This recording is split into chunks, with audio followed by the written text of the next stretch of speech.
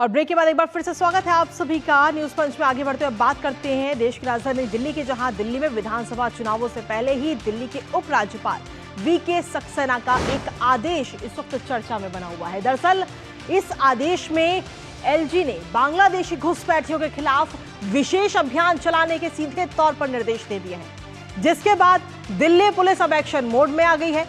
दरअसल सभी जिलों के पुलिस को अवैध बांग्लादेशी घुसपैठियों की पहचान कर एक्शन लेने के लिए कहा गया है। इसके साथ ही क्राइम ब्रांच की टीम को भी एक्शन लेने को कहा गया और साथ ही 2 महीने का समय भी दिया गया है।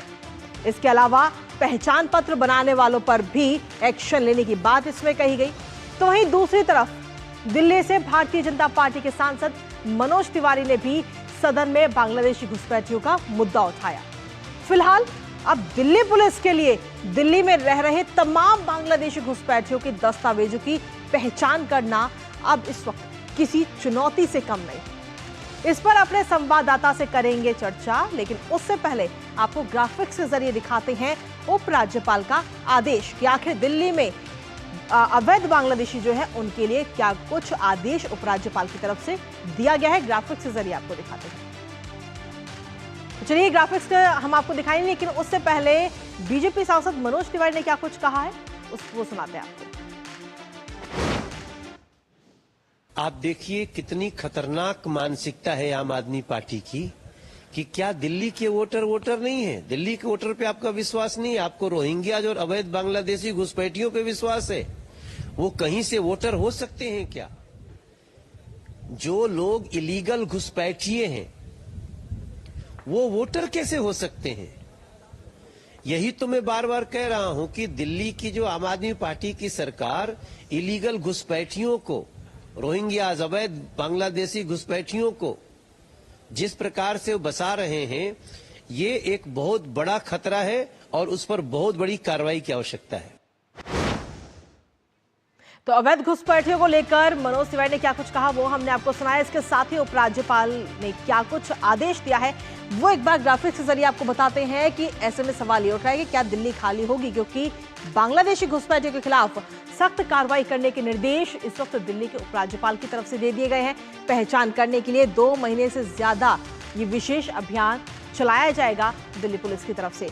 मौजूदा नियम के तहत पूरी कार्रवाई होगी, जो मौजूदा नियम इस वक्त हैं। इसके साथ ही अगर हम देखें तो इस आदेश में और भी कई बातों का जिक्र है। मुस्लिम नेताओं और उलेमाओं ने ज्ञापन सौंपा था उपराज्यपाल को, इससे जुड़ा हुआ अवैध घुसपैठियों को लेकर के ये ज्ञापन सौंपा गया था। और साथ ही इस ज्ञापन में बांग्लादेश में अल्पसंख्यक समुदायों पर जो हमले हो रहे हैं उन हमलों का भी जिक्र इस ज्ञापन में किया गया। दिल्ली में बसे अवैध बांग्लादेशियों के खिलाफ एक्शन की मांग इस ज्ञापन में की गई है, जो ये ज्ञापन सौंपा गया है दिल्ली के उपराज्यपाल को। सचिवालय ने 2 महीने विशेष अभियान चलाने के लिए कहा है। 2 महीने का ये समय इस वक्त दिया गया है दिल्ली पुलिस को, यानी कि चुनावों से पहले साप्ताहिक रिपोर्ट नियमित रूप से सचिवालय भेजी जाएगी। तो उपराज्यपाल की तरफ से ये आदेश दिया गया है और इसी के साथ कहीं ना कहीं हम ये कह सकते हैं कि अब दिल्ली में घुसपैठियों की खैर नहीं, लगातार कड़े कदम उठाए जा रहे हैं। घुसपैठियों के खिलाफ सख्त कार्रवाई हो, जो ज्ञापन सौंपा गया था उलेमाओं की तरफ से, उसमें ये मांग की गई है।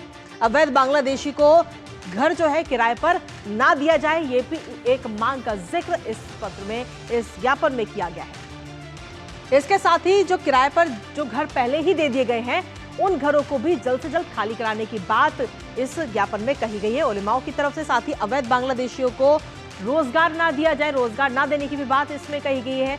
नौकरी जिन अवैध बांग्लादेशियों को, घुसपैठियों को दे दी गई है, उन्हें भी तुरंत नौकरी से हटाया जाए। इसके साथ ही इस ज्ञापन में और भी कई सारी बातों का जिक्र किया गया। इसमें कहा गया कि आसपास रह रहे अवैध बांग्लादेशियों की सूचना पुलिस को दी जाए, यानी कि जो आम जनता है दिल्ली की वो इसकी जानकारी तुरंत पुलिस को दे। सड़कों पर, फुटपाथों पर, पार्कों से जो अवैध बांग्लादेशी अपनी झुग्गी बनाए हुए बैठे हैं उनको जल्द से जल्द वहां से हटाया जाए। अवैध आधार कार्ड, वोटर आईडी तुरंत रद्द किए जाएं, क्योंकि अवैध आधार कार्ड भी तुरंत बनाए जा रहे हैं इन जो अवैध बांग्लादेशी हैं, जो घुसपैठिए हैं।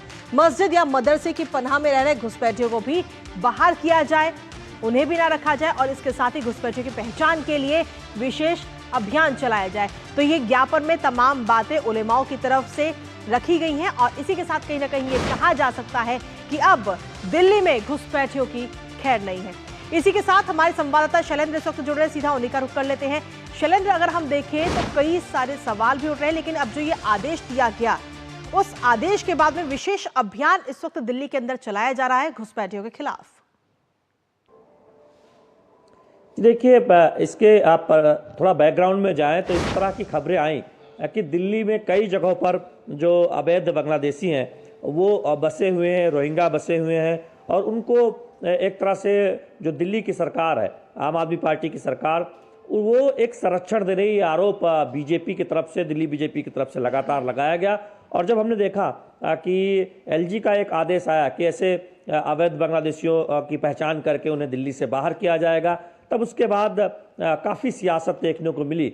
बीजेपी बहुत हमलावर हो गई, खासतौर पर दिल्ली सरकार पर, आम आदमी पार्टी की सरकार पर, कि आखिर वो क्यों इस तरह की कोई कार्रवाई नहीं कर रहे हैं या फिर पहचान करने का एक अभियान नहीं चला रहे हैं। तो हमने देखा कि एक आरोप प्रत्यारोप का दौर भी आम आदमी पार्टी और बीजेपी के बीच देखने को मिला है। इस बीच कल मनोज तिवारी ने यह मामला मीडिया से बातचीत करके शुक्रिया कि ऐसे लोगों की पहचान की जानी चाहिए और उन्हें बाहर किया जाना चाहिए। तो चलिए, फिलहाल शुक्रिया शैलेंद्र तमाम अपडेट्स हमारे साथ साझा करने के लिए। लेकिन अवैध बांग्लादेशियों की पहचान करना कहीं ना कहीं दिल्ली पुलिस के लिए एक बड़ी चुनौती है। बहुत बहुत शुक्रिया शैलेंद्र।